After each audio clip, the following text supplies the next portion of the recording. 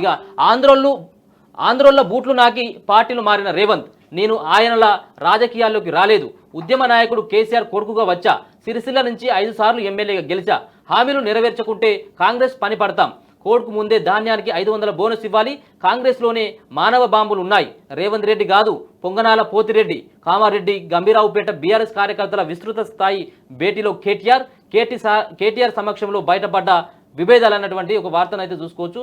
ఏదైతే ఆంధ్రలో బూట్లు నాకినటువంటి పార్టీలు మారినటువంటి రేవంత్ అని చెప్పేసి చెప్తా ఉన్నాడు. ఇక్కడ ఉన్నటువంటి వీళ్ళ నాన్న కూడా వీళ్ళ అయ్య కూడా ఇదే సంబంధించినటువంటి టీడీపీ పార్టీ నుంచి వచ్చినటువంటి వ్యక్తి. టీడీపీ పార్టీలో రాజకీయ ఓనమాలు దిద్దుకున్నటువంటి వ్యక్తి. మరి ఇప్పుడు ఆయన ఏమనాలిగా? ఈ ఏతుల మాటలు, పొగరైనటువంటి మాటలతోంటే ఇలా బీఆర్ఎస్ పార్టీ ఈ విధమైనటువంటి పరిస్థితికి రావడం జరుగుతూ ఉంది. ఇక్కడ రామారావు అయితే కాంగ్రెస్లోనే మానవ బాంబులు ఉన్నారని చెప్పేసి, రేవంత్ రెడ్డి కాదు పొంగనాల పోతిరెడ్డి అని చెప్పేసి కొంత ఘాటైనటువంటి వ్యాఖ్యలు రేవంత్ రెడ్డి పైన చేశాడు.